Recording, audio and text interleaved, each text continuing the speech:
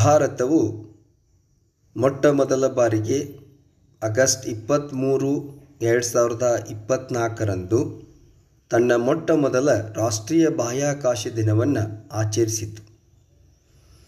ಈ ರಾಷ್ಟ್ರೀಯ ಬಾಹ್ಯಾಕಾಶ ದಿನವನ್ನು ಆಚರಿಸುವುದರ ಉದ್ದೇಶವೇನು, ಬಾಹ್ಯಾಕಾಶ ಸಂಶೋಧನೆಗಳ ಅಗತ್ಯತೆಗಳೇನು, ಚಂದ್ರಯಾನ 3 ಮಿಷನ್ನನ್ನು ಯಾವ ಉದ್ದೇಶಗಳಿಗಾಗಿ ಕೈಗೊಳ್ಳಲಾಗಿತ್ತು, ದಕ್ಷಿಣ ಧ್ರುವದ ಸವಾಲುಗಳೇನು, ಚಂದ್ರನ ದಕ್ಷಿಣ ಧ್ರುವದ ವಿಶೇಷತೆಗಳೇನು, ಚಂದ್ರಯಾನ 3 ಕೆಲವು ವೈಜ್ಞಾನಿಕ ಫಲಿತಾಂಶಗಳನ್ನು ಈಗಾಗಲೇ ಕಳುಹಿಸಿದ್ದು, ಆ ಫಲಿತಾಂಶಗಳು ಯಾವುವು, ಈ ಚಂದ್ರಯಾನ 3 ಯೋಜನೆಗಳಿಂದ ಭಾರತಕ್ಕೆ ಲಾಭಗಳೇನು, ಈ ಎಲ್ಲ ವಿಷಯಗಳತ್ತ ಒಂದು ನೋಟ. ಪ್ರಸ್ತುತಿ ನಾನು ಶ್ರೀ ರಾಜು ಭೂಶೆಟ್ಟಿ. ಮೊಟ್ಟ ಮೊದಲಿಗೆ ಚಂದ್ರಯಾನ 3ರ ಒಂದು ಯಶಸ್ಸನ್ನು ಸಂಭ್ರಮಿಸುವ ಮೊದಲು ಇಲ್ಲಿ ಚಿತ್ರದಲ್ಲಿ ಕಾಣುವಂಥ ಒಬ್ಬ ಹೆಸರಾಂತ ದೇಶಪ್ರೇಮಿ ಬಾಹ್ಯಾಕಾಶ ವಿಜ್ಞಾನಿ ವಿಕ್ರಮ್ ಸಾರಾಭಾಯಿಯವರನ್ನು ನಾವು ನೆನಪಿಸಿಕೊಳ್ಳಲೇಬೇಕು.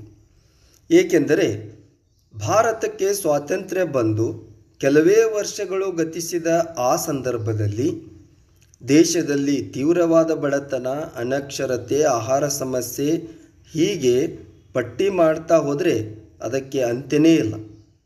ಹಲವಾರು ಆರ್ಥಿಕ ಸಾಮಾಜಿಕ ಸಂಕಷ್ಟಗಳನ್ನು ದೇಶ ಎದುರಿಸುತ್ತಿದ್ದು, ಅಂತಹ ಕಾಲಮಾನದಲ್ಲಿ ಬಡ ಭಾರತಕ್ಕೂ ಅಂತರಿಕ್ಷಯಾನದ ಹಂಬಲವೇಕೆ ಎಂದು ಹಲವಾರು ರಾಷ್ಟ್ರಗಳು ವ್ಯಂಗ್ಯವಾಡಿದ ಆ ದಿನಮಾನಗಳಲ್ಲಿ ಅದಾವುದನ್ನು ತಲೆಗೆ ಹಚ್ಚಿಕೊಳ್ಳದೆ ವಿಜ್ಞಾನ ಹಾಗೂ ತಂತ್ರಜ್ಞಾನಗಳ ಮೂಲಕ ಭಾರತವನ್ನು ಪ್ರಗತಿಯ ಹಾದಿಯಲ್ಲಿ ಕೊಂಡೊಯ್ಯುವ ಅಚಲ ನಿರ್ಧಾರ ಕೈಗೊಂಡು ಹಲವಾರು ಯಶಸ್ವಿ ಬಾಹ್ಯಾಕಾಶ ಕಾರ್ಯಕ್ರಮಗಳ ಮೂಲಕ ಭಾರತೀಯ ಬಾಹ್ಯಾಕಾಶಕ್ಕೆ ಭದ್ರ ಬುನಾದಿ ಒದಗಿಸುವುದರ ಮೂಲಕ ಭಾರತೀಯ ಅಂತರಿಕ್ಷ ಕಾರ್ಯಕ್ರಮದ ಪಿತಾಮಹ ಎಂಬ ಖ್ಯಾತಿಗೆ ಕಾರಣರಾದವರು ನಮ್ಮೆಲ್ಲರ ಹೆಮ್ಮೆಯ ಬಾಹ್ಯಾಕಾಶ ವಿಜ್ಞಾನಿ ವಿಕ್ರಮ್ ಸಾರಾಭಾಯಿಯವರು. ಇಂದು ಅಂತಾರಾಷ್ಟ್ರೀಯ ಮಟ್ಟದಲ್ಲಿ ಬಾಹ್ಯಾಕಾಶ ವಿಜ್ಞಾನದಲ್ಲಿ ಭಾರತಕ್ಕೆ ಒಂದು ದೊಡ್ಡ ಗೌರವವಿದೆ ಎಂದರೆ ಅದಕ್ಕೆ ಕಾರಣೀಕರ್ತರು ಅಂದು ಆ ಸಂದರ್ಭದಲ್ಲಿ ದಿಟ್ಟ ನಿರ್ಣಯವನ್ನು ಕೈಗೊಂಡು ಹಲವಾರು ಯಶಸ್ವಿ ಅಂತರಿಕ್ಷ ಕಾರ್ಯಕ್ರಮಗಳನ್ನು ನಿರ್ವಹಿಸಿದ ಮಹಾನ್ ವಿಜ್ಞಾನಿ ವಿಕ್ರಮ್ ಸಾರಾಭಾಯಿಯವರೆಂದರೆ ಅದು ತಪ್ಪಾಗಲಾರದು. ಅವರ ಹಲವಾರು ಕೊಡುಗೆಗಳನ್ನು ಗಮನಿಸಿ ಅವರನ್ನು ಗೌರವದಿಂದ ನಾವು father of India's space programme ಎಂದು ಇವರನ್ನು ಕರೀತೇವೆ ಅನ್ನುವಂಥದ್ದು. ಇನ್ನು ಬಹಳಷ್ಟು ಸಂದರ್ಭದಲ್ಲಿ ಬಹಳ ಜನ ಮಾತಾಡ್ತಾ ಇರ್ತಾರೆ, ಈ ಬಾಹ್ಯಾಕಾಶ ಸಂಶೋಧನೆಗಳ ಅಗತ್ಯತೆಗಳೇನು, ಏಕೆ ಈ ಸಂಶೋಧನೆಗಳನ್ನು ಕೈಗೊಳ್ಳಬೇಕು ಅನ್ನುವಂಥ ಪ್ರಶ್ನೆ ಬಹಳಷ್ಟು ಜನರು ಕೇಳ್ತಾ ಇರ್ತಾರೆ. ನೋಡಿ, ಒಂದು ವಿಷಯವನ್ನು ನಾವು ಗಮನಿಸಬೇಕು. ಭೂಮಿಗೆ ಸಂಬಂಧಿಸಿದಂತೆ ಆದರೆ ಭೂಮಿಯಲ್ಲಿ ಇದು ನನ್ನ ಸೈಟು, ಇದು ನಿನ್ನ ಸೈಟು ಎಂದು ನಾವು ಹೇಳ್ಕೊಳ್ತೇವೆ. ಆದರೆ ಬಾಹ್ಯಾಕಾಶ ಯಾರಿಗೆ ಸೇರಬೇಕು ಎಂದು ಪ್ರಶ್ನಿಸಿದಾಗ ಅದಕ್ಕೆ ಸುಲಭ ಉತ್ತರವೆಂದರೆ ಯಾರು ಮೊದಲು ಬಾಹ್ಯಾಕಾಶದಲ್ಲಿ ಸಂಶೋಧನೆಯನ್ನು ಮಾಡುತ್ತಾರೆಯೋ ಅವರೇ ಅದರ ಒಡೆಯರು ಎಂದು ನಾವು ಹೇಳಬಹುದು. ಹೀಗಾಗಿ ಬಾಹ್ಯಾಕಾಶ ಸಂಶೋಧನೆ ತುಂಬ ಅಗತ್ಯವಾಗಿದೆ ಎಂದು ನಾವು ಹೇಳಬಹುದು. ಯಾವುದೇ ಒಂದು ರಾಷ್ಟ್ರದ ಆರ್ಥಿಕ ಪರಿಸ್ಥಿತಿಯನ್ನು ಬಲಪಡಿಸಬಲ್ಲದು ಬಾಹ್ಯಾಕಾಶ ಸಂಶೋಧನೆ. ಭೂಮಿಯ ಮೇಲಿನ ನಮ್ಮ ಜೀವನವನ್ನು ಸುಧಾರಿಸುವ ವಿವಿಧ ತಂತ್ರಜ್ಞಾನಗಳ ಅಭಿವೃದ್ಧಿಪಡಿಸಲು ಕೂಡ ಸಹಾಯಕವಾಗಬಲ್ಲವು. ಬಾಹ್ಯಾಕಾಶ ಕಾರ್ಯಕ್ರಮಗಳಿಲ್ಲದೆ ಹೋಗಿದ್ದರೆ ಇಂದು ನಾವು GPS ಅನ್ನು ಕಲ್ಪಿಸಿಕೊಳ್ಳುವುದು ಕೂಡ ಸಾಧ್ಯವಾಗುತ್ತಿರಲಿಲ್ಲ. ಈಗಾಗಲೇ ನಾವು ಗಮನಿಸಬೇಕು ಏನು ಅಂತಂದರೆ GPS ನಮ್ಮ ನಿತ್ಯ ಜೀವನವನ್ನು ಎಷ್ಟೊಂದು ಪ್ರಭಾವಿಸಿದೆ ಎಂಬುದು ನಮ್ಮ ಗಮನಕ್ಕಿರಬೇಕಾಗತ್ತೆ. ವಾಹನ ಚಾಲನೆಯಲ್ಲಿರಬಹುದು, ವಾಯು ಸಂಚಾರ, ಸಾಗರ ಮತ್ತು ಭೂ ಸಂಚಾರಗಳಿಗೆ GPS ಎಂಬುದು ಬೇಕೇ ಬೇಕು. ಹಾಗಾದರೆ ಈ GPS ಅನ್ನು ನಾವು ಬಳಸುತ್ತಿದ್ದೇವೆ ಎಂದರೆ ಅದಕ್ಕೆ ಬಾಹ್ಯಾಕಾಶ ಸಂಶೋಧನೆಯ ಒಂದು ಮಹತ್ತರ ಕೊಡುಗೆ ಸಂಶೋಧನೆಯ ಫಲ ಎಂದು ನಾವು ಹೇಳಬಹುದು. ಇನ್ನು ನಿಖರವಾದ ಹವಾಮಾನ ಮುನ್ಸೂಚನೆ ಈಗಾಗಲೇ ನಮಗೆ ತಿಳಿದಿದೆ. ಏನು ಅಂತಂದರೆ ಹವಾಮಾನ ಮುನ್ಸೂಚನೆಗೆ ಇನ್ಸ್ಯಾಟ್ ಸರಣಿಯ ಉಪಗ್ರಹಗಳನ್ನು ನಾವು ಬಳಸುತ್ತಿದ್ದು ಇದು ಕೂಡ ಬಾಹ್ಯಾಕಾಶ ಸಂಶೋಧನೆಯ ಫಲವಲ್ಲವೇ? ನಿಖರವಾದ ಹವಾಮಾನ ಮುನ್ಸೂಚನೆ ಸೌರಕೋಶಗಳು, ತತ್ಕ್ಷಣದ ಜಾಗತಿಕ ಸಂವಹನ ಇರಬಹುದು. ಅಷ್ಟೇ ಅಲ್ಲ, ಸನ್ ಗ್ಲಾಸ್ಗಳು ಮತ್ತು ಕ್ಯಾಮ್ರಾಗಳಲ್ಲಿನ ನೆರಳಾತೀತ ಫಿಲ್ಟರ್ಗಳು ಇದಾವುದು ಕೂಡ ಸಾಧ್ಯವಾಗುತ್ತಿರಲಿಲ್ಲ. ಈ ಎಲ್ಲ ಕೊಡುಗೆಗಳಿಗೆ ಕಾರಣವೆಂದರೆ ಬಾಹ್ಯಾಕಾಶದಲ್ಲಿನ ಆಮೂಲಾಗ್ರ ಸಂಶೋಧನೆಗಳ ಫಲ ಎಂದು ನಾವು ಹೇಳಬಹುದು. ಅಷ್ಟೇ ಅಲ್ಲ, ಅರಣ್ಯ ನಾಶವನ್ನು ವೀಕ್ಷಿಸಲು, ಕೃಷಿ ಕ್ಷೇತ್ರಗಳಲ್ಲಿ ಹೊಸ ಇಂಧನ ಮೂಲಗಳ ನಿರ್ಮಾಣಗಳಲ್ಲಿಯೂ ಕೂಡ ಬಾಹ್ಯಾಕಾಶ ಸಂಶೋಧನೆ ತುಂಬ ಅಗತ್ಯವಾಗಿದೆ ಎಂದು ನಾವು ಹೇಳಬಹುದು. ಇದೀಗ ಬಾಹ್ಯಾಕಾಶದಲ್ಲಿ ವೈದ್ಯಕೀಯ ಸಂಶೋಧನೆಗಳು ಕೂಡ ನಡೆಯುತ್ತಿದ್ದು ಅದು ರೋಗಗಳನ್ನು ಗುಣಪಡಿಸಲು ಮತ್ತು ಮಾನವ ಜೀವಿತಾವಧಿಯನ್ನು ಹೆಚ್ಚಿಸಲು ಕೂಡ ಸಾಧ್ಯವಾಗಬಲ್ಲದು. ಈ ಪ್ರಯೋಗಗಳನ್ನು ಭೂಮಿಯ ಮೇಲೆ ಮಾಡಲಾಗುವುದಿಲ್ಲ. ಬಾಹ್ಯಾಕಾಶ ಸಂಶೋಧನೆಯು ಒಂದು ದಿನ ನಮ್ಮ ಜೀವವನ್ನು ಕೂಡ ಉಳಿಸಬಹುದು ಎಂಬುದನ್ನು ನಾವು ತಿಳಿದುಕೊಳ್ಳಬೇಕು. ಆರಂಭಿಕ ಯುಗಗಳಿಂದಲೂ ಸೌರವ್ಯೂಹವು ಸಾಕಷ್ಟು ಶಾಂತವಾಗಿದೆ. ಆದರೆ ಇನ್ನೂ ಅಜ್ಞಾತ ಸಂಖ್ಯೆಯ ದೊಡ್ಡ ಕ್ಷುದ್ರಗ್ರಹಗಳು ಹಾಗೂ ಹಲವಾರು ವಿಸ್ಮಯಕಾರಿ ಅಂಶಗಳನ್ನು ತನ್ನಲ್ಲಿ ಬಚ್ಚಿಟ್ಟುಕೊಂಡಿರುವುದನ್ನು ಅಲ್ಲಗಳೆಯುವಂತಿಲ್ಲ. ಯಾವುದೇ ಕ್ಷುದ್ರಗ್ರಹಗಳು ಭೂಮಿಗೆ ಅಪ್ಪಳಿಸದಂತೆ ತಡೆಗಟ್ಟಲು, ಭೂಮಿಗೆ ಬರುವ ಆಪತ್ತುಗಳನ್ನು ನಿಯಂತ್ರಿಸಲು ಬಾಹ್ಯಾಕಾಶ ಸಂಶೋಧನೆಗಳು ಬೇಕೇ ಬೇಕು. ಅದು ಅನಿವಾರ್ಯವೂ ಕೂಡ ಹೌದು. ಭೂಮಿಗೆ ಏನಾದರೂ ಆಪತ್ತುಗಳು ಸಂಭವಿಸಿ ಇಡೀ ಮಾನವ ಪ್ರಭೇದವೇ ನಾಶವಾದರೆ ಏನು ಮಾಡುವುದು? ಹೀಗಾಗಿ ಈ ಮಾನವ ಪ್ರಭೇದಗಳ ನಾಶವಾಗದಂತೆ ರಕ್ಷಿಸಬೇಕೆಂದರೆ ಇರುವ ಏಕೈಕ ಭರವಸೆಯೇ ಅದು ಬಾಹ್ಯಾಕಾಶ ಸಂಶೋಧನೆಯಾಗಿದೆ. ಅಂದರೆ ನಮ್ಮ ಸ್ವಂತ ಕಕ್ಷೆಯ ಆವಾಸ ಸ್ಥಾನಗಳನ್ನು ನಿರ್ಮಿಸುವುದರತ್ತ ಗಮನ ಹರಿಸುವುದು ಇಂದು ಮೊದಲಿಗಿಂತಲೂ ತುಂಬ ಅಗತ್ಯವಾಗಿದೆ ಎಂದು ಹೇಳಬಹುದು. ಜನಸಂಖ್ಯೆಯ ತೀವ್ರವಾದ ಹೆಚ್ಚಳದಿಂದಾಗಿ ಪರಿಸರದ ಸಂಪನ್ಮೂಲಗಳ ಮೇಲೆ ತೀವ್ರವಾದ ಒತ್ತಡವು ನಿರ್ಮಾಣವಾಗುತ್ತಿರುವುದನ್ನು ಅಲ್ಲಗಳೆಯುವಂತಿಲ್ಲ. ಮುಂದೊಂದು ದಿನ ಕೆಲವು ಸಂಪನ್ಮೂಲಗಳು ಭೂಮಿಯಿಂದ ಕಣ್ಮರೆಯೂ ಆಗಬಹುದು. ಈ ಕಾರಣದಿಂದ ಮಾನವ ಅಗತ್ಯ ಸಂಪನ್ಮೂಲಗಳನ್ನು ಬಾಹ್ಯಾಕಾಶದಲ್ಲಿ ಸಂಶೋಧಿಸುವುದು ಕೂಡ ಇಂದು ಅನಿವಾರ್ಯವಾಗಿದೆ. ಈ ಎಲ್ಲ ಕಾರಣಗಳಿಗಾಗಿ ಬಾಹ್ಯಾಕಾಶ ಸಂಶೋಧನೆ ತುಂಬ ಮಹತ್ವವನ್ನು ಪಡೆದುಕೊಂಡಿದೆ. ಹೀಗಾಗಿ ವಿಶ್ವದ ಬಹಳಷ್ಟು ರಾಷ್ಟ್ರಗಳು ಬಾಹ್ಯಾಕಾಶ ಸಂಶೋಧನೆಗೆ ತೀವ್ರವಾದ ಪೈಪೋಟಿಯನ್ನು ಒಡ್ಡುತ್ತಿರುವುದನ್ನು ಕೂಡ ನಾವು ಕಾಣ್ತಾ ಇದ್ದೇವೆ. ಸುವರ್ಣಾಕ್ಷರಗಳಲ್ಲಿ ದಾಖಲಿಸಲ್ಪಟ್ಟಿರುವ ಭಾರತದ ಹೆಮ್ಮೆಯ ಚಂದ್ರಯಾನ 3 ಅದು ಜುಲೈ 14 ಮಧ್ಯಾಹ್ನ 2:35ಕ್ಕೆ ಚಿಮ್ಮಿರುವ ರಾಕೆಟ್ ಚಂದ್ರನ ಅಂಗಳ ತಲುಪಲು 40 ದಿನವನ್ನು ತೆಗೆದುಕೊಂಡಿತ್ತು. ಇಲ್ಲಿ ನಾವು ಆ ಒಂದು ರಾಕೆಟ್ನ ಯಾವ ರೀತಿ ರಾಕೆಟ್ ಲಾಂಚ್ ಆಯಿತು ಅನ್ನೋದನ್ನು ನಾವು ಈ ಒಂದು ಚಿತ್ರದಲ್ಲಿ ನೋಡಬಹುದು.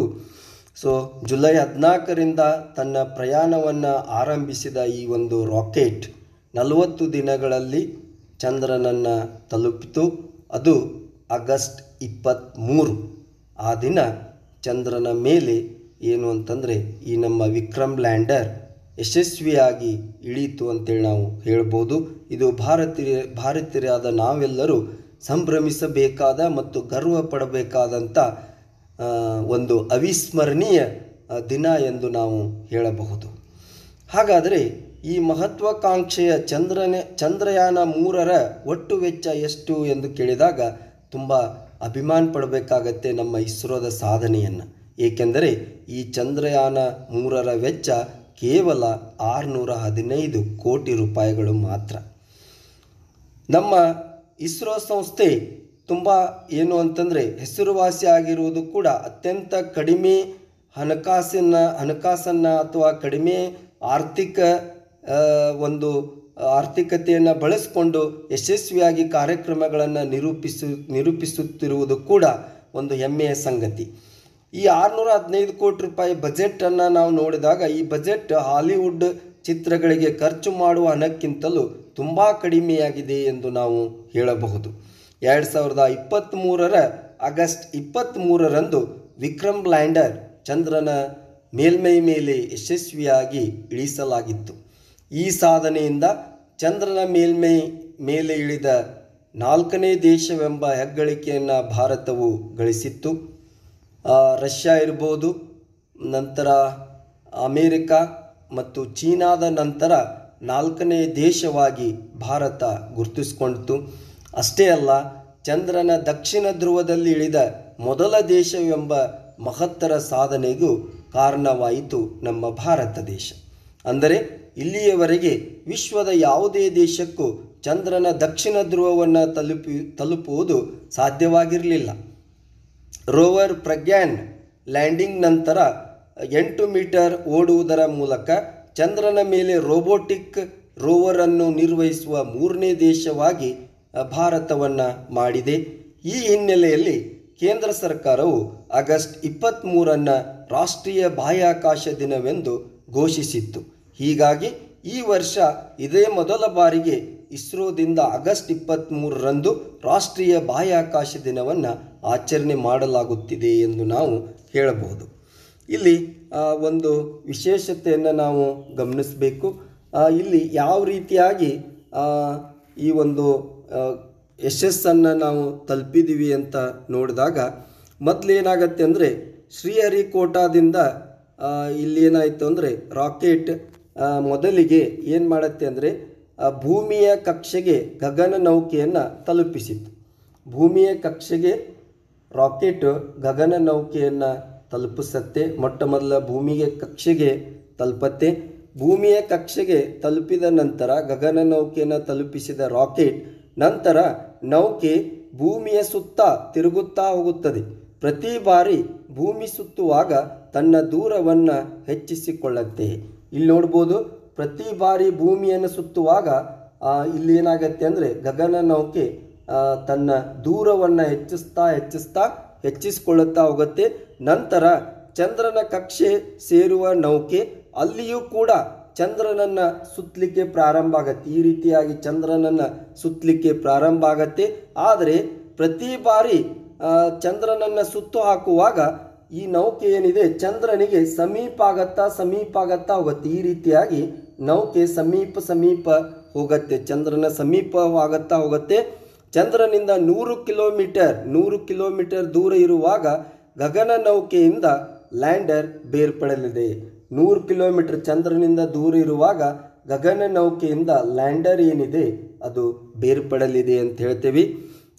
ಬೇರ್ಪಟ್ಟು ಈ ಲ್ಯಾಂಡರ್ ಏನಾಗುತ್ತೆ ಅಂದರೆ ಈ ಲ್ಯಾಂಡರ್ನಲ್ಲಿ ಇಂಧನ ಹಾಗೂ ಎಂಜಿನ್ ಇರುವುದರಿಂದ ಇದರ ಸಹಾಯದಿಂದ ಲ್ಯಾಂಡರ್ ದಕ್ಷಿಣ ಧ್ರುವದ ಬಳಿ ಇಳಿಯಲಿದೆ. ನಂತರ ಅದರೊಳಗಿನ ರೋವರ್ ಚಂದ್ರನ ಅಂಗಳಕ್ಕೆ ಇಳಿಯಲಿದೆ ಎಂದು ನಾವು ಹೇಳುತ್ತೀವಿ. ಈ ರೀತಿ ಏನಾಗತ್ತೆ ಅಂದರೆ ಅದು ಚಂದ್ರನನ್ನು ತಲುಪತ್ತೆ ಅಂತೇಳಿ ನಾವು ಹೇಳ್ತೇವೆ. ಸೊ ಇದನ್ನು ನಾವು ಗಮನಿಸಬೇಕಾಗತ್ತೆ ಅನ್ನುವಂಥದ್ದು. ಸೊ ಇಲ್ಲಿ ಚಿತ್ರದಲ್ಲಿ ನಾವು ನೋಡ್ಬೋದು, ದಕ್ಷಿಣ ಧ್ರುವದಲ್ಲಿ ತಲುಪಿದಂಥ ಒಂದು ವಿಕ್ರಮ್ ಲ್ಯಾಂಡರ್ನ ಅದ್ಭುತವಾದ ಚಿತ್ರ ಇಲ್ಲಿ ಕಾಣಬಹುದು. ಸೊ ಇಲ್ಲಿ ಇನ್ನೊಂದು ಚಿತ್ರದಲ್ಲಿ ನಾವು ನೋಡ್ಬೋದು ಏನಾಗತ್ತೆ ಅಂದರೆ ಇಲ್ಲಿ ರೋವರ್ ಇದು ಲ್ಯಾಂಡರ್, ವಿಕ್ರಮ್ ಲ್ಯಾಂಡರ್, ಇದು ಪ್ರಗ್ಯಾನ್ ರೋವರ್. ಸೊ ಈ ರೋವರ್ ಇಲ್ಲಿ ಚಿತ್ರದಲ್ಲಿ ನಾವು ಹೇಗೆ ಒಂದು ಚಂದ್ರನ ದಕ್ಷಿಣ ಧ್ರುವದ ಮೇಲೆ ಇಳಿದಿದೆ ಎಂಬುದನ್ನು ನಾವು ಚಿತ್ರದಲ್ಲಿ ಕಾಣಬಹುದಾಗಿದೆ ಅನ್ನುವಂಥದ್ದು. ಸೊ ಈ ರೀತಿಯಾಗಿ ನಮ್ಮ ಚಂದ್ರಯಾನ 3 ಯಶಸ್ಸನ್ನು ಪಡೀತು ಅಂತೇಳಿ ನಾವು ಹೇಳ್ಬೋದು ಅನ್ನುವಂಥದ್ದು. ನಂತರ ಕೆಲವು ಅಂಶಗಳನ್ನು ನಾವು ಇಲ್ಲಿ ಗಮನಿಸಬೇಕಾಗತ್ತೆ. ಏನು ಅಂತಂದರೆ ವಿಕ್ರಮ್ ಲ್ಯಾಂಡರ್ನ ಕೆಲಸ ಏನು ಅಂತಂದರೆ ಈ ಒಂದು ವಿಕ್ರಮ್ ಲ್ಯಾಂಡರ್ ಏನಿದೆ ಇದು ಮುಖ್ಯವಾಗಿ ಚಂದ್ರನ ಮೇಲ್ಮೈ ಉಷ್ಣಾಂಶ, ಚಂದ್ರನ ನೆಲದ ಮೇಲಿನ ಭೂಕಂಪ, ಆಮೇಲೆ ಪ್ಲಾಸ್ಮಾ ಪ್ರಮಾಣದ ಅಳತೆಯನ್ನು ಮಾಡಲಿದೆ. ನಂತರ ಭೂಮಿಗೆ ಆ ಮಾಹಿತಿಯನ್ನು ರವಾನೆ ಮಾಡುತ್ತೆ ಈ ಒಂದು ವಿಕ್ರಮ್ ಲ್ಯಾಂಡರ್. ಇನ್ನು ಇದರೊಳಗಿರುವಂಥ ಇಲ್ಲಿ ರೋವರ್ ಏನಿದೆ, ಈ ರೋವರ್ನ ಕೆಲಸವನ್ನು ನಾವು ನೋಡೋದಾದರೆ ಗಮನಿಸಬೇಕು. ಈ ರೋವರ್ ಏನಿದೆ ಇದರ ಕೆಲಸವನ್ನು ನಾವು ನೋಡೋದಾದರೆ ಮುಖ್ಯವಾಗಿ ಖನಿಜ ರಾಸಾಯನಿಕ ವಸ್ತುಗಳ ಸಂಯೋಜನೆ, ಚಂದ್ರನ ಕಲ್ಲು, ಮಣ್ಣಿನಲ್ಲಿರುವ ಮೆಗ್ನೀಷಿಯಂ, ಅಲ್ಯೂಮಿನಿಯಂ, ಸಿಲಿಕಾನ್, ಕಬ್ಬಿನ ಕುರಿತು ಮಾಹಿತಿಯನ್ನು ಈ ಒಂದು ರೋವರ್ ನಮಗೆ ಒದಗಿಸಲಿದೆ ಎಂಬುದನ್ನು ನಾವಿಲ್ಲಿ ಗಮನಿಸಬೇಕಾಗತ್ತೆ. ಸೊ ಇದಷ್ಟು ಚಂದ್ರಯಾನ 3 ಅದು ಯಶಸ್ಸನ್ನು ಹೇಗೆ ನಾವು ತಲುಪಿದ್ವಿ ಅನ್ನುವಂಥದ್ದು. ಆಮೇಲೆ ಇನ್ನೊಂದು ಮಾಹಿತಿಯನ್ನು ನಾವು ಗಮನಿಸಬೇಕು. ಮುಖ್ಯವಾಗಿ ಈ ಒಂದು ಬಾಹ್ಯಾಕಾಶ ದಿನವನ್ನು ಆಚರಣೆ ಮಾಡುವ ಒಂದು ಉದ್ದೇಶ ಏನು ಎಂಬುದನ್ನು ನಾವು ನೋಡೋದಾದರೆ, ಬಾಹ್ಯಾಕಾಶ ಸಂಶೋಧನೆಯ ಪ್ರಯೋಜನಗಳ ಬಗ್ಗೆ ಸಾರ್ವಜನಿಕ ಜಾಗೃತಿಯನ್ನು ಹೆಚ್ಚಿಸುವುದು ಮತ್ತು ವಿದ್ಯಾರ್ಥಿಗಳಲ್ಲಿ ಬಾಹ್ಯಾಕಾಶ ವಿಜ್ಞಾನದಲ್ಲಿ ಆಸಕ್ತಿಯನ್ನು ಬೆಳೆಸುವುದು, ಆ ಕ್ಷೇತ್ರದಲ್ಲಿ ಭವಿಷ್ಯದ ಪ್ರಗತಿಗೆ ಬಲವಾದ ಅಡಿಪಾಯವನ್ನು ನಿರ್ಮಿಸುವುದು ಅಗತ್ಯವಾಗಿದೆ. ಈ ಎಲ್ಲ ಉದ್ದೇಶಗಳಿಗಾಗಿ ರಾಷ್ಟ್ರೀಯ ಬಾಹ್ಯಾಕಾಶ ದಿನವನ್ನು ಆಚರಿಸಲಾಗುತ್ತಿದ್ದು, ಏನು ಅಂತಂದರೆ ಗಮನಿಸಬೇಕು, ವಿಕ್ರಮ್ ಲ್ಯಾಂಡರ್ ಚಂದ್ರನನ್ನು ಸ್ಪರ್ಶಿಸಿದ ಸ್ಥಳವನ್ನು ನಾವು ಶಿವಶಕ್ತಿ ಪಾಯಿಂಟ್ ಎಂದು ಕರೆಯುತ್ತೇವೆ ಮತ್ತು ಚಂದ್ರಯಾನ 2 ಮಿಷನ್ ತನ್ನ ಹೆಜ್ಜೆ ಗುರುತನ್ನು ಬಿಟ್ಟಂಥ ಸ್ಥಳವನ್ನು ತಿರಂಗ ಪಾಯಿಂಟ್ ಎಂದು ಕೂಡ ನಾವು ಕರೀತೇವೆ ಅನ್ನುವಂಥದ್ದು. ಈ ವರ್ಷದ ಒಂದು ಥೀಮ್ ಏನಾಗಿತ್ತು ಅಂತಂದರೆ, ಚಂದ್ರನನ್ನು ಸ್ಪರ್ಶಿಸುತ್ತಾ ಜನಜೀವನಕ್ಕೆ ಸ್ಪರ್ಶ, ಬಾಹ್ಯಾಕಾಶಯಾನ ಎಂಬ ಥೀಮ್ನೊಂದಿಗೆ ಈ ವರ್ಷದ ರಾಷ್ಟ್ರೀಯ ಬಾಹ್ಯಾಕಾಶ ದಿನವನ್ನು ಆಚರಿಸಲಾಗುತ್ತದೆ ಎಂಬುದನ್ನು ನಾವು ನೆನಪಿನಲ್ಲಿಟ್ಕೋಬೇಕು. ಅದರದ್ದು ಒಂದು ಇಂಗ್ಲೀಷ್ ವರ್ಷನನ್ನು ನೋಡಿದಾಗ, touching lives while touching the Moon, India space ಸಾಗಾ ಎಂಬ ಒಂದು ಥೀಮ್ನೊಂದಿಗೆ ನಾವು ಈ ವರ್ಷದ ರಾಷ್ಟ್ರೀಯ ಬಾಹ್ಯಾಕಾಶ ದಿನವನ್ನು ಆಚರಿಸಿದೆವು ಎಂಬುದನ್ನು ನಾವು ಗಮನದಲ್ಲಿ ಇಟ್ಕೊಳ್ಬೇಕು. ಭಾರತದ ಬಾಹ್ಯಾಕಾಶ ಯೋಜನೆಗಳು ಚಂದ್ರನನ್ನು ಮುಟ್ಟುವುದಕ್ಕೆ ಮಾತ್ರವೇ ಸೀಮಿತವಾಗಿರದೆ ಜನರ ದೈನಂದಿನ ಜೀವನವನ್ನು ಉತ್ತಮ ಪಡಿಸುವ ಗುರಿಯನ್ನು ಹೊಂದಿದೆ ಎಂಬುದು ಈ ಒಂದು ಥೀಮ್ ತಿಳಿಸಿಕೊಡುತ್ತದೆ ಎಂದು ನಾವು ಹೇಳುತ್ತೇವೆ. ಸೊ ಚಂದ್ರಯಾನ 3 ಮಿಷನ್ನನ್ನು ನಾವು ಕೆಲವು ಉದ್ದೇಶಗಳಿಗಾಗಿ ಕೈಗೊಂಡಿದ್ದೆವು. ಆ ಉದ್ದೇಶಗಳೇನು ಅಂತಂದರೆ, ಚಂದ್ರನ ಮೇಲ್ಮೈಯಲ್ಲಿ ಸುರಕ್ಷಿತ ಮತ್ತು ಸಾಫ್ಟ್ ಲ್ಯಾಂಡಿಂಗನ್ನು ಪ್ರದರ್ಶಿಸುವುದು, ಚಂದ್ರನ ಮೇಲೆ ರೋವರ್ ಸಂಚರಿಸುವುದನ್ನು ಪ್ರದರ್ಶಿಸಲು ಮತ್ತು ಚಂದ್ರನ ಮೇಲ್ಮೈಯಲ್ಲಿ ವೈಜ್ಞಾನಿಕ ಪ್ರಯೋಗಗಳನ್ನು ನಡೆಸುವ ಉದ್ದೇಶಕ್ಕಾಗಿ ನಾವು ಈ ಒಂದು ಮಿಷನ್ ಚಂದ್ರಯಾನ 3 ಮಿಷನ್ನನ್ನು ಕೈಗೊಂಡಿದ್ದೆವು.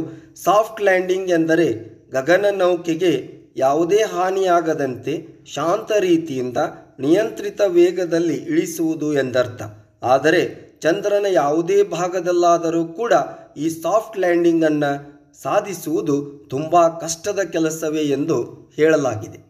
ಇನ್ನು ಚಂದ್ರನ ದಕ್ಷಿಣ ಧ್ರುವದ ವಿಶೇಷತೆ ಏನು ಎಂಬುದನ್ನು ನೋಡೋದಾದರೆ, ಇಲ್ಲಿ ಉಷ್ಣಾಂಶ -230 ಡಿಗ್ರಿಗಿಂತ ಕಡಿಮೆ ಇದೆ ಅನ್ನುವಂಥದ್ದು. ಹೆಪ್ಪುಗಟ್ಟಿದ ಸ್ಥಿತಿಯಲ್ಲಿ ಪಳೆಯುಳಿಕೆಯಿಂದನೇ ಇರಬಹುದು ಎಂಬುದನ್ನು ಅಂದಾಜಿಸಲಾಗಿದೆ. ಚಂದ್ರಯಾನ 1 ಚಂದ್ರನ ಮೇಲೆ ನೀರಿದೆ ಎಂದು ಮೊದಲ ಬಾರಿಗೆ ಕಂಡುಹಿಡಿದಿತ್ತು.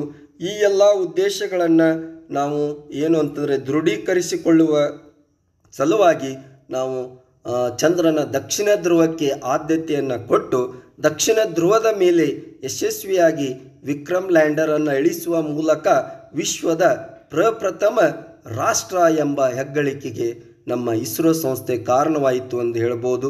ದಕ್ಷಿಣ ಧ್ರುವ ಹಲವಾರು ಸವಾಲುಗಳಿಂದಲೂ ಕೂಡಿದೆ, ಏಕೆಂದರೆ ಇದು ತುಂಬ ಕಷ್ಟಕರವಾದಂಥ ಪ್ರದೇಶ. ಯಾಕಂದರೆ ಈ ಒಂದು ದಕ್ಷಿಣ ಧ್ರುವದಲ್ಲಿ ಬಹಳಷ್ಟು ಪ್ರದೇಶಗಳು ಇವತ್ತಿನವರೆಗೂ ಕೂಡ ಸಂಪೂರ್ಣ ಕತ್ತಲೆಯಲ್ಲಿವೆ. ಸೂರ್ಯನ ಬೆಳಕು ಎಂದಿಗೂ ಸಹ ತಲುಪಿಲ್ಲ. ಇದು ತುಂಬ ತಂಪಾಗಿರುತ್ತದೆ. -230 ಡಿಗ್ರಿ ಸೆಲ್ಸಿಯಸ್ನಷ್ಟು ತಾಪ, ಅದಕ್ಕಿಂತಲೂ ಕಡಿಮೆ ತಾಪವನ್ನು ಹೊಂದಿದೆ. ವಿಪರೀತ ಕತ್ತಲೆ ಅಷ್ಟೇ ಅಲ್ಲ, ಶೀತ ಹವಾಮಾನ ಇರುವುದರಿಂದ ಎಲೆಕ್ಟ್ರಾನಿಕ್ ಉಪಕರಣಗಳ ಕಾರ್ಯನಿರ್ವಹಣೆಯನ್ನು ತುಂಬ ಕಠಿಣವಾಗಿಸಿರುವುದರಿಂದ ಇದೊಂದು ದೊಡ್ಡ ಸವಾಲಿನ ಕೆಲಸವೇ ಎಂದು ನಾವು ಹೇಳುತ್ತೇವೆ. ಇನ್ನು ಚಂದ್ರಯಾನ 3ರ ಕೆಲವು ವೈಜ್ಞಾನಿಕ ಫಲಿತಾಂಶಗಳನ್ನು ನಾವು ನೋಡೋದಾದರೆ, ವಿಜ್ಞಾನಿಗಳು ಸುಮಾರು 2.06 ಟನ್ಗಳಷ್ಟು ಚಂದ್ರನ ಎಪಿರೆಗೋಲಿತ್ಗಳನ್ನು ಲ್ಯಾಂಡಿಂಗ್ ಸೈಟ್ನ ಸುತ್ತಲಿನ 108.4 ಸ್ಕ್ವೇರ್ ಮೀಟರ್ ಪ್ರದೇಶದಲ್ಲಿ ಹೊರಹಾಕಲಾಗಿದೆ ಮತ್ತು ಸ್ಥಳಾಂತರಿಸಲಾಗಿದೆ ಎಂದು ಅಂದಾಜಿಸಿದ್ದಾರೆ. ಎಪಿರೋಗೊಲಿತ್ ಎಂದರೆ ಚಂದ್ರನ ಮೇಲ್ಮೈ ಮೇಲಿನ ಪದರಾಗಿದ್ದು ಚಂದ್ರನ ಮಣ್ಣು ಮತ್ತು ಬಂಡೆಗಳಿಂದ ಮಾಡಲ್ಪಟ್ಟಿದೆ ಎಂದು ನಾವು ಹೇಳುತ್ತೇವೆ. ಇದನ್ನು ಚಂದ್ರನ ಧೂಳು ಅಥವಾ ರೆಗೋಲಿತ್ ಎಂದೂ ಕೂಡ ಕರೆಯುತ್ತಾರೆ. ರೋವರ್ನ ಉಪಕರಣಗಳು ಚಂದ್ರನ ಮೇಲ್ಮೈಯಲ್ಲಿ ಸಲ್ಫರ್ ಇರುವಿಕೆಯನ್ನು ದೃಢಪಡಿಸಿದ್ದಾವೆ. ಅಷ್ಟೇ ಅಲ್ಲ, ILSA instrument for seismic activity landing site ಸುತ್ತ ಚಲನೆಯನ್ನು ಕೇಳುತ್ತದೆ. RAMBHA ಅಂತಂದರೆ HALP ಅಂದರೆ ಇದರ full form radio anatomy of moon bound hyper sensitive ionosphere and atmosphere. ಮೇಲ್ಮೈ ಪ್ಲಾಸ್ಮಾವನ್ನು ಇದು ಅಳೆಯುತ್ತೆ. ನಂತರ APXS alpha particle X-ray spectrometer rover ಸಣ್ಣ ಧಾತುಗಳ ಉಪಸ್ಥಿತಿಯನ್ನು ಪತ್ತೆ ಮಾಡಲಿದೆ. LIBS laser induced breakdown spectroscope ಚಂದ್ರನ ಮೇಲ್ಮೈಯಲ್ಲಿ ಸಲ್ಫರ್ ಇರುವಿಕೆಯನ್ನು ಖಚಿತಪಡಿಸುತ್ತೆ ಅಂತೇಳಿ ನಾವು ಹೇಳ್ತೇವೆ. ಇನ್ನು ಈ ಚಂದ್ರಯಾನ 3 ಭಾರತಕ್ಕೆ ಏನು ಲಾಭ ಎಂಬ ಮುಖ್ಯವಾದ ಪ್ರಶ್ನೆಯತ್ತ ನಾವು ನೋಡೋದಾದರೆ, ಚಂದ್ರನಲ್ಲಿ ಮಾನವ ಬಳಕೆಗೆ ಉಪಯುಕ್ತ ಇರುವ ಸಂಪನ್ಮೂಲಗಳನ್ನು ಬಳಸಿಕೊಳ್ಳುವುದು ಆರ್ಥಿಕ ಲಾಭವನ್ನು ಹೆಚ್ಚಿಸಬಲ್ಲದು. ಚಂದ್ರಯಾನದ ಪ್ರತಿ ಅಧ್ಯಯನ ಅಂಶಗಳು, ಅಲ್ಲಿಂದ ರವಾನೆಯಾಗಲಿರುವ ಫೋಟೋಗಳು ಎಲ್ಲವೂ ಕೂಡ ಭಾರತದ ಆಸ್ತಿಯಾಗಬಲ್ಲದು. ಚಂದ್ರನ ದಕ್ಷಿಣ ಧ್ರುವ ಸಾಕಷ್ಟು ಕುತೂಹಲಕಾರಿ ಅಂಶಗಳನ್ನು ತನ್ನಲ್ಲಿ ಅಡಗಿಸಿಕೊಂಡಿರುವುದರಿಂದ ಭವಿಷ್ಯದಲ್ಲಿ ಸಂಶೋಧನೆಗೆ ವಿಶ್ವದ ಇತರೆ ರಾಷ್ಟ್ರಗಳು ಭಾರತವನ್ನೇ ಅವಲಂಬಿಸಬೇಕಾದ ಅನಿವಾರ್ಯತೆ ಉಂಟಾಗಬಹುದು. ಏಕೆಂದರೆ ಈ ಪ್ರದೇಶ ಸೂರ್ಯನ ಬೆಳಕನ್ನೇ ಕಂಡಿಲ್ಲ ಮತ್ತು ಸಂಶೋಧನೆಗೂ ಕೂಡ ಸವಾಲಿನ ಪ್ರದೇಶವಾಗಿದೆ ಎಂದು ನಾವು ಹೇಳುತ್ತೇವೆ. ಸೊ ಈ ರೀತಿಯಾಗಿ ಅತ್ಯಂತ ಮಹತ್ತರ ಸಾಧನೆಯನ್ನು ಮಾಡಿದಂಥ ನಮ್ಮ ಇಸ್ರೋ ಸಂಸ್ಥೆಗೆ ಹಾಗೂ ಇಸ್ರೋ ಸಂಸ್ಥೆಯ ವಿಜ್ಞಾನಿಗಳಿಗೆ ನಾವು ಸದಾಕಾಲ ಅವರನ್ನು ಗೌರವಿಸಬೇಕು ಮತ್ತು ಅವರ ಕೊಡುಗೆಯನ್ನು ಸದಾಕಾಲ ಸ್ಮರಿಸೋಣ. ಇಷ್ಟೊಂದು ದೊಡ್ಡ ಸಾಧನೆಯನ್ನು ಮಾಡಿದಂಥ ನಮ್ಮ ಭಾರತದ ಕಾರ್ಯಕ್ರಮಗಳ ಒಂದು ಹಿಂದಿನ ಇತಿಹಾಸವನ್ನು, ಇಸ್ರೋ ಕಾರ್ಯಕ್ರಮಗಳ ಹಿಂದಿನ ಇತಿಹಾಸವನ್ನು ನಾವು ನೋಡ್ತಾ ಹೋದರೆ ನಮ್ಮ ಪರಿಸ್ಥಿತಿ ಹೇಗಿತ್ತು ಅಂದರೆ, ಭಾರತದ ಮೊದಲ ರಾಕೆಟನ್ನು ಇಲ್ಲಿ ಚಿತ್ರದಲ್ಲಿ ನೋಡ್ಬೋದು. ಮೊದಲ ರಾಕೆಟನ್ನು ಸೈಕಲ್ನಲ್ಲಿ ಸಾಗಿಸುವಂಥ ಒಂದು ಕಠಿಣ ಪರಿಸ್ಥಿತಿ ನಮ್ಮ ಭಾರತಕ್ಕಿತ್ತು. ಅದು 1963ರಲ್ಲಿ ನಾವು ನಮ್ಮ ಕಾರ್ಯಕ್ರಮ ಹೇಗೆ ಪ್ರಾರಂಭ ಆದವು ಅಂದರೆ, ರಾಕೆಟನ್ನು ಸೈಕಲ್ ಮೇಲೆ ಸಾಗಿಸುವಂಥ ಒಂದು ಸ್ಥಿತಿಯನ್ನು ಇಲ್ಲಿ ತಾವು ಗಮನಿಸ್ಬೋದು. ಇದು 1963ರ ಒಂದು ಪರಿಸ್ಥಿತಿ. ಸೊ ಇಲ್ಲಿಂದ ಪ್ರಾರಂಭವಾದಂಥ ನಮ್ಮ ಕಾರ್ಯಕ್ರಮಗಳು ಇಂದು ಚಂದ್ರನ ಮೇಲ್ಮೈಯನ್ನು, ದಕ್ಷಿಣ ಧ್ರುವವನ್ನು ತಲುಪುವ ಮಟ್ಟಿಗೆ ನಾವು ಇಂದು ಬೆಳೆದು ನಿಂತಿದ್ದೇವೆ. ವಿಶ್ವವನ್ನು ಏನು ಅಂತಂದರೆ, ವಿಶ್ವ ಸಂಪೂರ್ಣವಾಗಿ ಭಾರತದತ್ತ ನೋಡುವಂತೆ ನಾವು ಮಾಡಿದ್ದೇವೆ ಎಂದರೆ ಇದು ಮಹಾನ್ ಸಾಧನೆ ಎಂದು ನಾವು ಹೆಮ್ಮೆಯಿಂದ ಹೇಳ್ಕೊಳ್ಬೋದು ಅನ್ನುವಂಥದ್ದು. ನಂತರ ಇಲ್ಲಿ ನೋಡ್ಬೋದು, ಆ್ಯಪಲ್ ಸ್ಯಾಟಲೈಟ್ ಬೀಯಿಂಗ್ ಟ್ರಾನ್ಸ್ಪೋರ್ಟೆಡ್ ಇನ್ ಬುಲಕ್ ಕಾರ್ಟ್. ಅಂದರೆ ಈ ಚಿತ್ರದಲ್ಲಿ ನೋಡ್ಬೋದು, ಆ್ಯಪಲ್ ಉಪಗ್ರಹವನ್ನು, ಸ್ಯಾಟಲೈಟನ್ನು ನಾವು ಏನು ಮಾಡಿದ್ವಿ ಅಂದರೆ ಚಕ್ಕಡಿಯಲ್ಲಿ 1981ರಲ್ಲಿ ಸಾಗಿಸ್ತಾ ಇದ್ವಿ ಅನ್ನುವಂಥದ್ದು. ಈ ರೀತಿಯಾಗಿ ನಮ್ಮ ಕಾರ್ಯಕ್ರಮಗಳು ಪ್ರಾರಂಭವಾಗಿ ಕಷ್ಟದ ಪರಿಸ್ಥಿತಿಗಳನ್ನು ಎದುರಿಸಿ ಇಂದು ನಾವು ಚಂದ್ರನ ದಕ್ಷಿಣದ ಮೇಲ್ಮೈ ಮೇಲೆ ನಿಂತಿದ್ದೇವೆ ಅಂದರೆ ಅದು ತುಂಬ ಅಭಿಮಾನದ ಸಂಗತಿ, ಪ್ರತಿಯೊಬ್ಬ ಭಾರತೀಯನು ಕೂಡ ಗರ್ವ ಪಡುವಂಥ ಸಂಗತಿಯಾಗಿದೆ ಎಂದು ನಾವು ಹೇಳಬಹುದು. ಇನ್ನೂ ಹೆಚ್ಚಿನ ಸಂಶೋಧನೆಗಳು ಬಾಹ್ಯಾಕಾಶದಲ್ಲಿ ನಡೆಯಬೇಕೆಂದರೆ ನಮ್ಮ ಪ್ರತಿಯೊಬ್ಬ ವಿದ್ಯಾರ್ಥಿಯು ಕೂಡ ಬಾಹ್ಯಾಕಾಶ ಸಂಶೋಧನೆಗಳತ್ತ ಆಸಕ್ತಿಯನ್ನು ತಾಳಬೇಕು. ಈ ಎಲ್ಲ ಮಾಹಿತಿಗಳನ್ನು ಏನು ಅಂತಂದರೆ ಸಂಗ್ರಹಿಸ್ಕೋಬೇಕು, ಆಸಕ್ತಿಯಿಂದ ಅಧ್ಯಯನ ಮಾಡಬೇಕು ಅನ್ನುವಂಥದ್ದು. ಹಲವಾರು ವಿಜ್ಞಾನಿಗಳು ಚಂದ್ರಯಾನ 3ರ ಈ ಒಂದು ಸಂಭ್ರಮದಲ್ಲಿ ಸಾಕಷ್ಟು ಕೊಡುಗೆಯನ್ನು ಕೊಟ್ಟಿದ್ದಾರೆ. ಅವರ ಭಾವಚಿತ್ರವನ್ನು ನಾವು ನೋಡ್ತಾ ಹೋದರೆ ಎಸ್ ಸೋಮನಾಥ್ ಸರ್ ಅವರು ಇರ್ಬೋದು, ಆಮೇಲೆ ಎಸ್ ಶಂಕರನ್ ಇವರು ಇರ್ಬೋದು, ಆಮೇಲೆ ಎಸ್ ಮೋಹನ್ ಕುಮಾರ್ ಅವರಿರ್ಬೋದು, BN ರಾಮಕೃಷ್ಣ ಅವರಿರ್ಬೋದು, ಆಮೇಲೆ ಎಸ್ ಉನ್ನಿಕೃಷ್ಣನ್ ನಾಯರ್ ಅವರಿರ್ಬೋದು, ಆಮೇಲೆ ಪಿ ವೀರಮುತ್ತುವೆಲ್ ಇವರಿರ್ಬೋದು. ಆಮೇಲೆ ಹಲವಾರು ಮಹಿಳಾ ವಿಜ್ಞಾನಿಗಳು ಕೂಡ ಅಮೂಲಾಗ್ರ ಕೊಡುಗೆಯನ್ನು ಚಂದ್ರಯಾನ 3ಕ್ಕೆ ಕೊಟ್ಟಿದ್ದು, ಅವರನ್ನು ಕೂಡ ನಮ್ಮ ದೇಶ ಸದಾಕಾಲ ಸ್ಮರಿಸತ್ತೆ ಅಂತ ಹೇಳ್ಬೋದು. ಕಲ್ಪನಾ ಕೆ ಅವರಿರ್ಬೋದು, ಆಮೇಲೆ ಮುತ್ತಯ್ಯ ವನಿತಾ ಮೇಡಮ್ ಅವರಿರ್ಬೋದು, ಆಮೇಲೆ VR ಲಲಿತಾಂಬಿಕಾ ಅವರು, ಟೆಸ್ಸಿ ಥಾಮಸ್ ಅವರು, ಆಮೇಲೆ ಮೌಮಿತಾ ದುತ್ತಾ ಅವರು, ಆಮೇಲೆ ಮಿನಾಲ್ ರೋಹಿತ್ ಅವರು, ಅನುರಾಧ TK ಅವರು, ಆಮೇಲೆ ನಂದಿನಿ ಹರಿನಾಥ್ ಅವರು, ಡಾಕ್ಟರ್ ರಿತು ಕರ್ಡ್ಯಾಲ್ ಶ್ರೀವಾಸ್ತವ್ ಅವರು. ಈ ರೀತಿಯಾಗಿ ಈ ಎಲ್ಲ ಮಹಿಳಾ ವಿಜ್ಞಾನಿಗಳು ಕೂಡ ಏನು ಅಂತಂದರೆ ಚಂದ್ರಯಾನ 3ರ ಯಶಸ್ಸಿನ ಹಿಂದೆ ಅವರ ಕೊಡುಗೆಗಳು ಇದ್ದಾವೆ. ಸೊ ಹೀಗಾಗಿ ಈ ಒಂದು ವಿಶ್ವವೇ ಏನು ಅಂತಂದರೆ ಆಶ್ಚರ್ಯಪಡುವಂಥ ಮಹಾನ್ ಸಾಧನೆಯನ್ನು ನಮ್ಮ ಇಸ್ರೋ ಸಂಸ್ಥೆ ಮಾಡಿದ್ದು, ನಾವೆಲ್ಲರೂ ಕೂಡ ಈ ವಿಜ್ಞಾನಿಗಳಿಗೆ ಇವರ ಕೊಡುಗೆಗಳನ್ನು ಸದಾಕಾಲ ಸ್ಮರಿಸೋಣ. ಇಸ್ರೋ ಸಂಸ್ಥೆ ಎಲ್ಲ ವಿಜ್ಞಾನಿಗಳಿಗೂ ಅವರ ಸಾಧನೆಗೆ ತುಂಬ ಹೃದಯದ ಧನ್ಯವಾದಗಳನ್ನು ಅರ್ಪಿಸೋಣ. ಧನ್ಯವಾದಗಳು.